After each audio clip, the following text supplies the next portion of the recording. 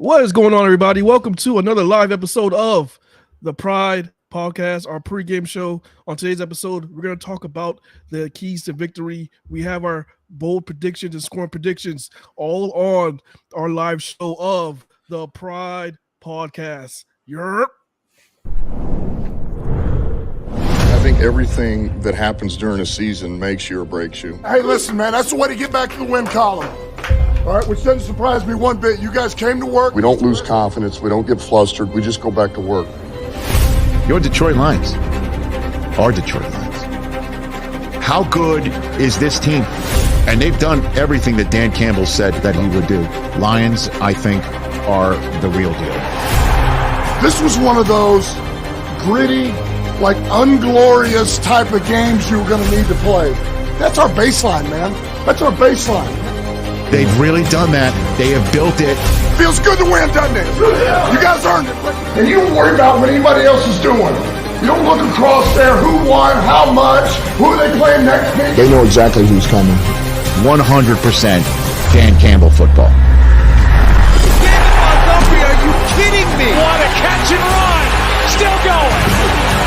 Ball came out, picked up on the Lions, coming down the right sideline. With a dart, Ahmed Rob with a beautiful hand catch.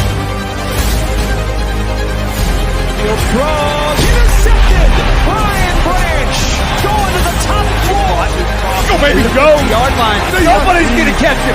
You can't catch that man. Hutchinson, he goes down again.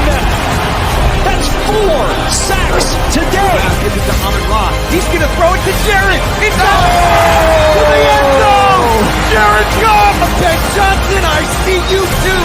That is beautiful stuff. Give me your holiday.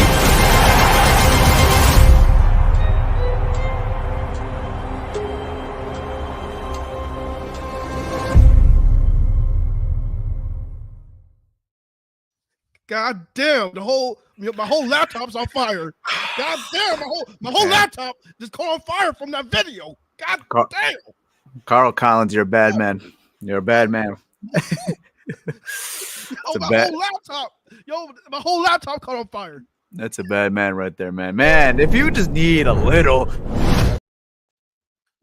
That video's so good I accidentally played it again. God damn. I wasn't gonna be mad if we did have to watch it again. I was gonna be mad. Oh, God damn. Yo, what is going on? Man, like I said, man, if you need energy, right? Like ditch the energy drinks, ditch the coffee, ditch the caffeine, ditch the pop. You don't need that. You don't need that. Just watch a Carl Collins video and you're gonna get going. My goodness. And Daniel G said it correct, man. Carl doesn't miss. He don't miss, man. He doesn't miss, man. All right, let's get into it. Live show, man. Why does it feel like it's been forever since I've seen a Lions game? Is it just been forever? I don't know. It just feels like we haven't watched a game in forever. We had a bye. Then we had a bye. Yeah, man. It feels damn. It's been forever.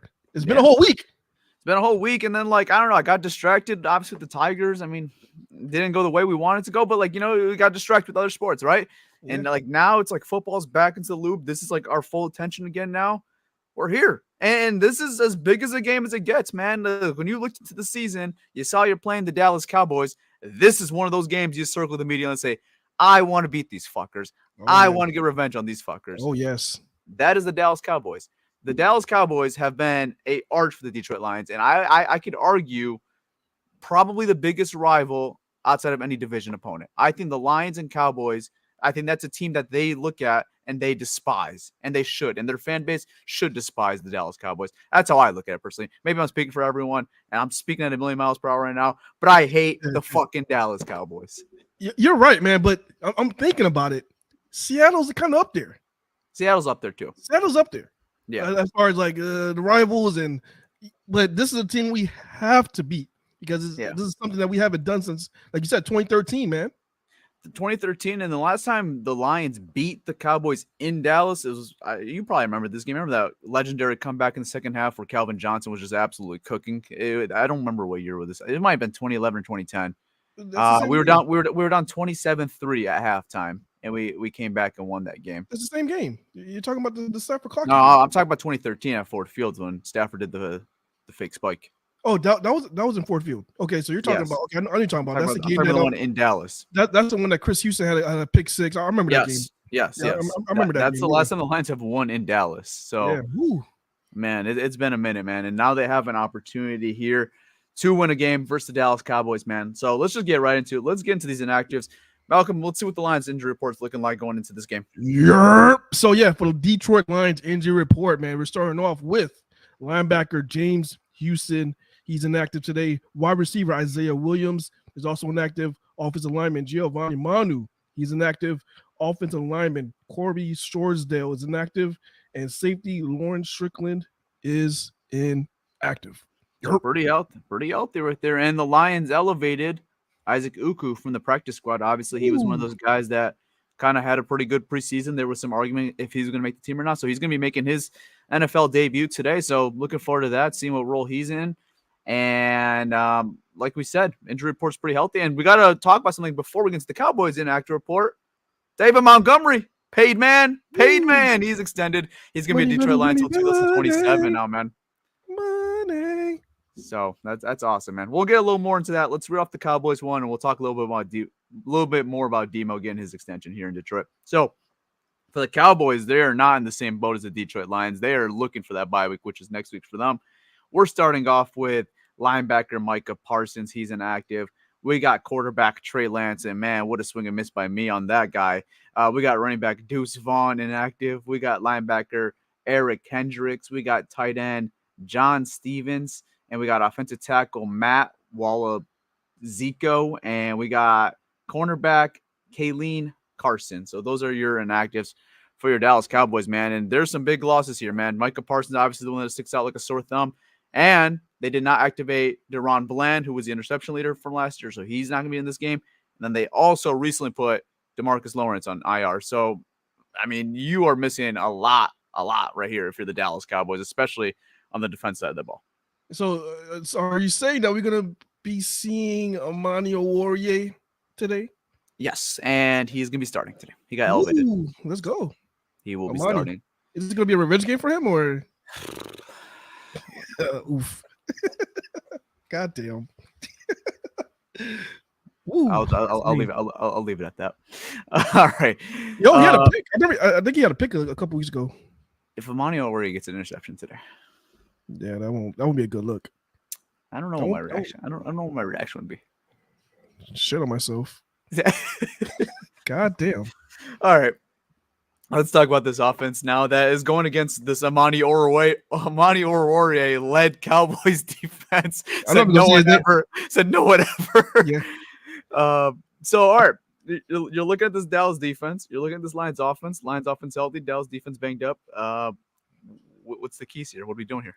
I mean, we talked about in our pregame show. We're gonna run this goddamn ball on this team right now. This is a team that they're ranked 23rd against the run. They're giving up 135 yards on the ground. They can't stop the run to save their goddamn life. You just run this ball down their throat. You know, David Montgomery, Jahmyr Gibbs. This is gonna be the type of game I could see them both going off. I won't be shocked if they both go over 100 yards this game. Yeah, I think the Lions gave David Montgomery the extension already because they were foreshadowing with what's going to happen in this game, and they want to reward him early. That's a big possibility.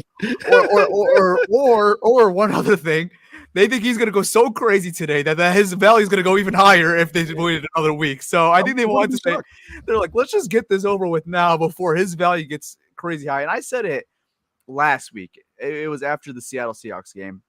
You know, I think David Montgomery, like we all knew Demo was a really good running back, and we all liked the signing when we originally got him. And even last year, phenomenal player, right? He was really good for this football team. I think what David Montgomery has shown you this year, like I think he's legitimately one of the top backs in the league now. Like he's shown he's more than just a power goal line back. I think he is everything now. He's shown more as he could be a receiving back. He's a good pass blocker. Like he's legitimately up there with being a top back. And I think Brad Holmes and his staff have picked that up very quickly. And they said, shit, bro, this guy is the glue of this offense. He is what gets this offense going. And there's a lot of guys that are really good in this offense, but I really think he is kind of like the thing that really gets this whole thing going. So I love the extension first and foremost, and I think he's going to have a freaking monster game today. Yeah, me too, man. He has like that combination of speed, power, and vision, man. He just does it all. He's that do it all back. He actually is a 3-down back, but we're just in a very fortunate situation that we do have Jahmyr Gibbs. So it's like we looking at our running back situation, man. I think we might have the best running back duo in the league. I don't even think it's a question anymore. Like I think even going to the season, it was number one. I think it's like definitive now. Like, man, what these guys give you, dude, is unbelievable. And like, I think even David Montgomery has exceeded the Lions' expectations, like what he's given them. Like, I knew they were obviously high on him. They brought him in. They gave him a pretty good paycheck. And they gave him 3 years, right? Like, so they were high on him when they brought him in. I think he's been more than what they expected when they originally signed him from Chicago. He's been more than everybody expected, man, because we're coming back losing Jamal Williams. So we're thinking, all right, so this is going to be a little bit of upgrade over Jamal Williams, but we didn't think that this is going to be a guy that's going to completely take over this running back room and be the guy. Like he's so damn good that Jahmyr Gibbs can't take the starting job. Like Jahmyr Gibbs hasn't been able to take starting job from David Montgomery because that's just how good David Montgomery has been.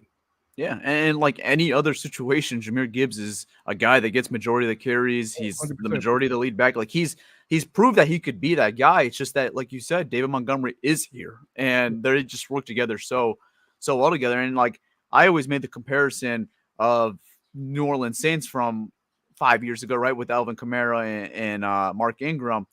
Man, that was a really good duo. Don't get me wrong. This one I think is going to be better, and I think it already is better. Yeah, think about that Jacksonville Jaguars duo that they had with that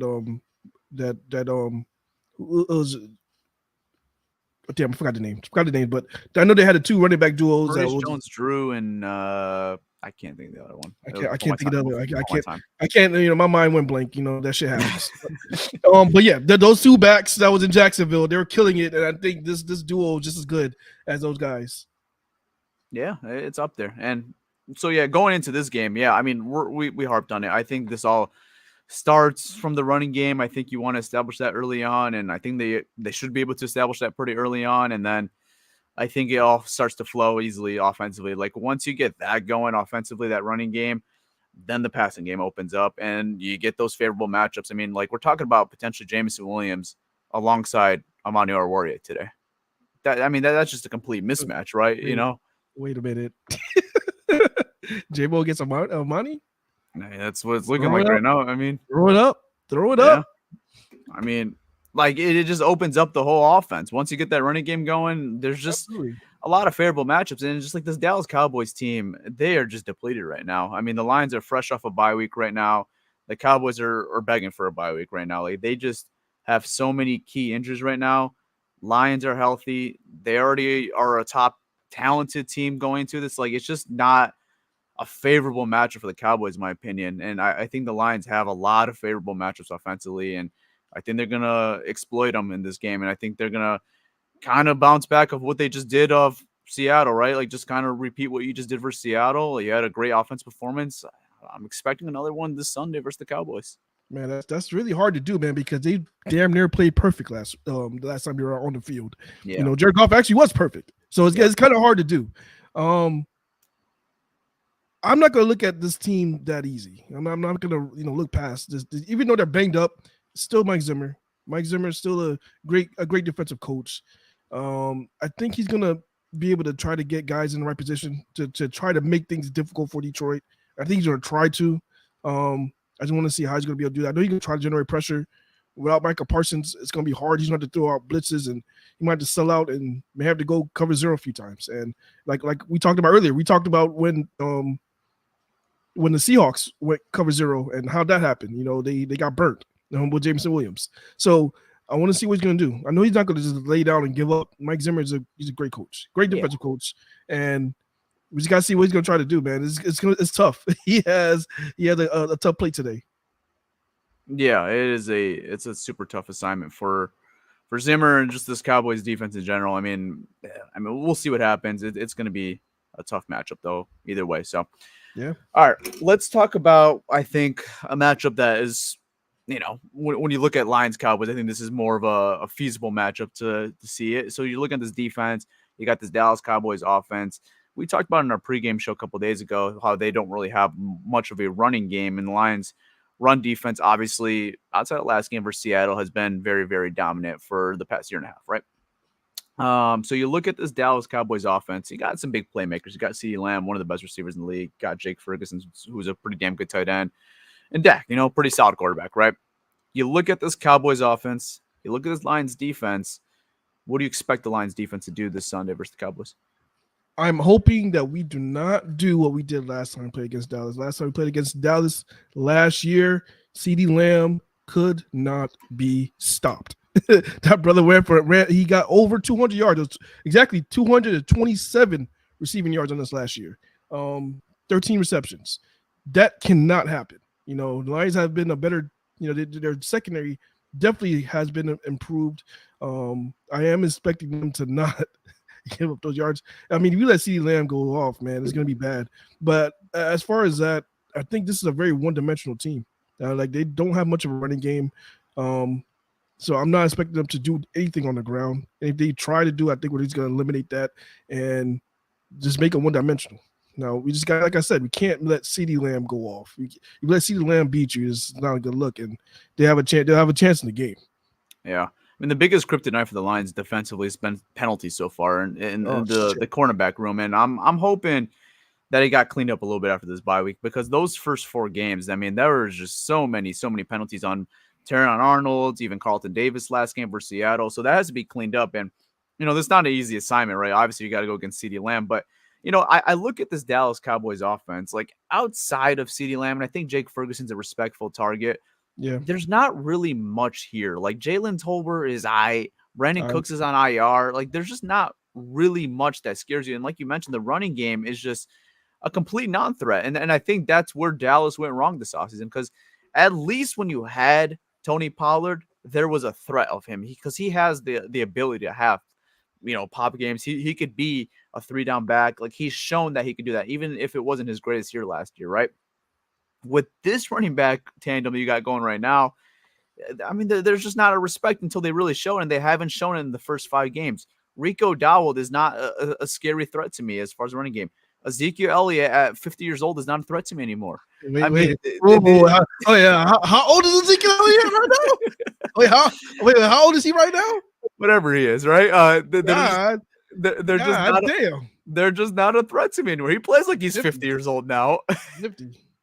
I mean, they're just not a threat. And with the Lions run defense, I'm going to sound arrogant right now. I'm going to sound cocky. I don't really care who is running for them, honestly, because the Lions run defense has shown the ability that they could stop a running game pretty consistently. It doesn't really matter versus who it is. I guess unless your name is Kenneth Walker, they have been able to stop a running game pretty damn good versus really good backs. Kyron Williams, week 1. James Conner, week 3. Who do we play week 2?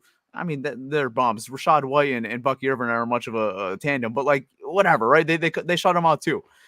I don't see where Dallas gets a running game going this week, and Absolutely. they haven't been able to do it the first 5 weeks. I don't see how they get it going this week. No, the Dallas Cowboys don't even try to get the running game going.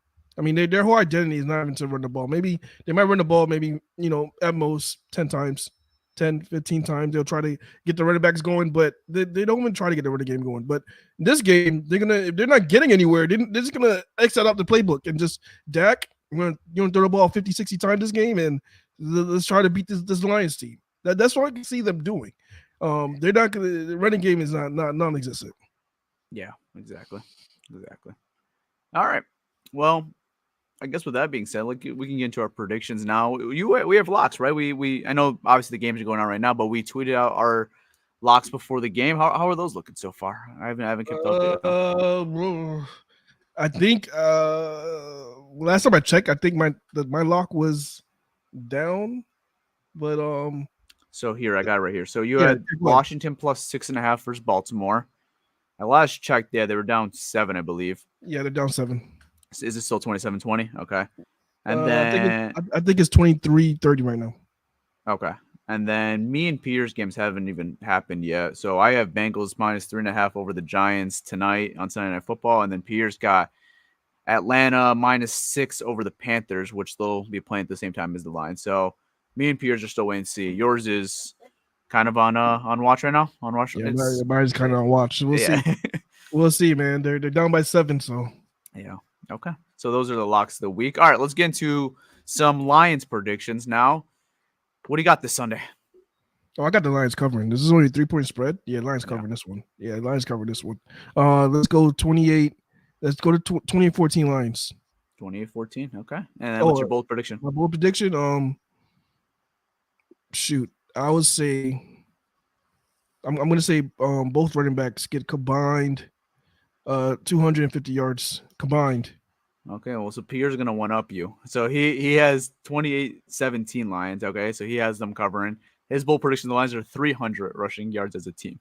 300 rushing yards. Oh, I might as well switch mine then. Yeah, I mean, might as well. He texted it, so.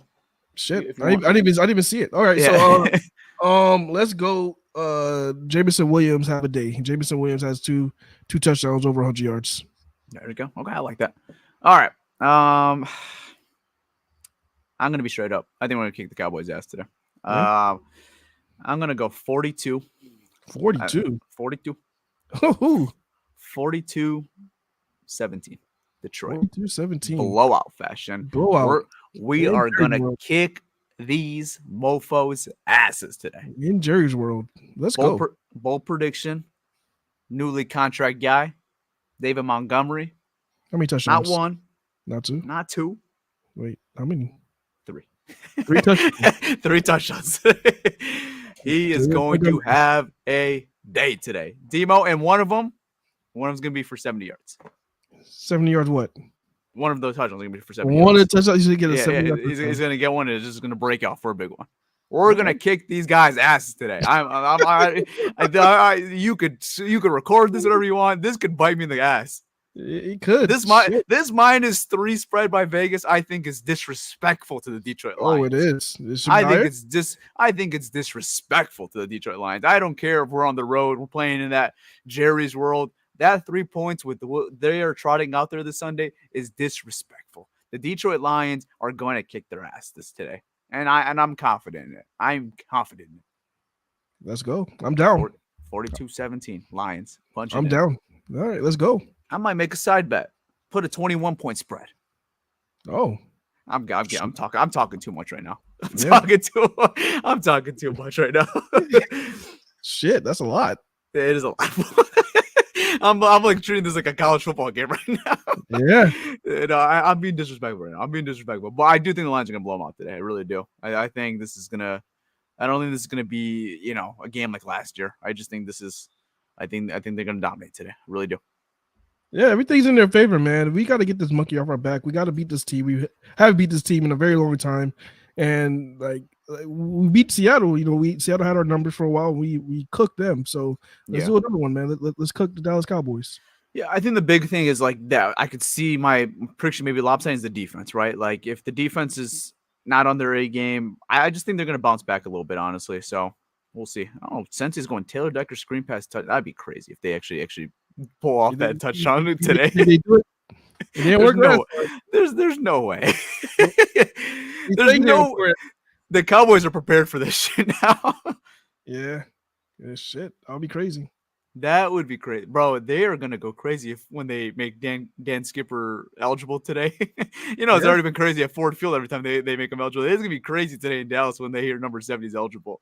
I wonder how the fans. You think they're gonna be able to take over that? I mean, that's a tough stadium to take over. It's a tough stadium to take over. They have a strong fan base now. I want to see how many Lions fans made it in that stadium. It's a little tougher to tell too because we both were blue too, so it's kind of like when you do like the panoramic view, it's kind of tough to see like which one's Lions, which one's Cowboys.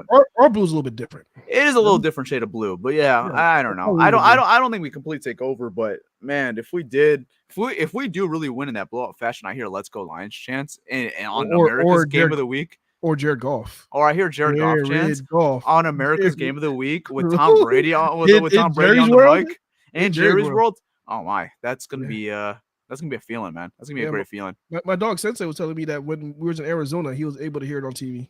So I mean, to be fair, I'm gonna give Dallas fans a lot more credit than Arizona fans. So 100%. Those guys are real fans. Well, yes, they are, because like I told that day when I flew to Arizona, I had a connected flight to Dallas, and my whole flight was just full of Dallas Cowboys fans.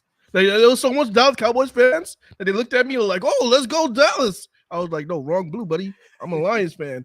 I'm going to Arizona." Yes, as much as I despise that team and everything about them, I'll give it to them. They got a fan base, man. They have a very loyal fan base, so I'll give them that. But yeah, man, if I hear Jared Goff chants or Let's Go Lions chants at any point in Jerry's world, man, that's official. That's official. Like we didn't have the strongest fan bases in the NFL. If we could pull this off.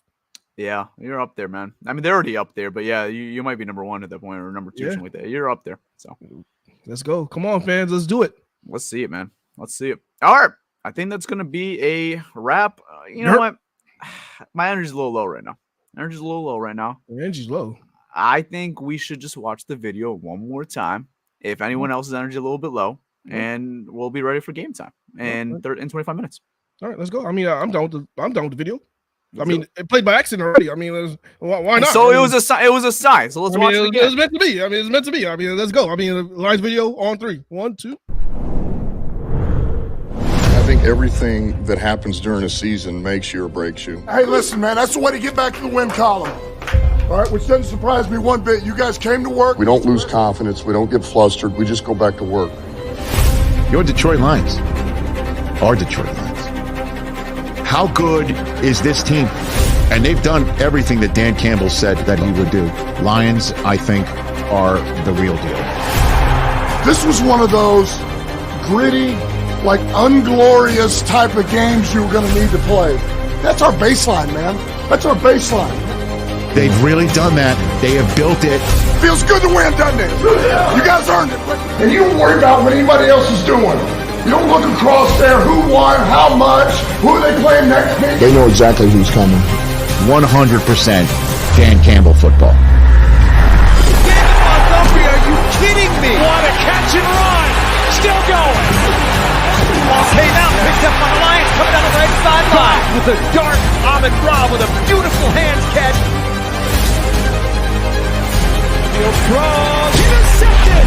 Brian Branch going to the top floor. Go, baby, go. Yard line. Nobody's going to catch him. You can't catch that man. Hutchinson, he goes down again. That's 4 sacks today. Give it to Ahmed Ra. He's going to throw it to Jared. It's out to the end zone. Jared Goff. Ben Johnson, I see you too. That is beautiful stuff. Give me your holiday.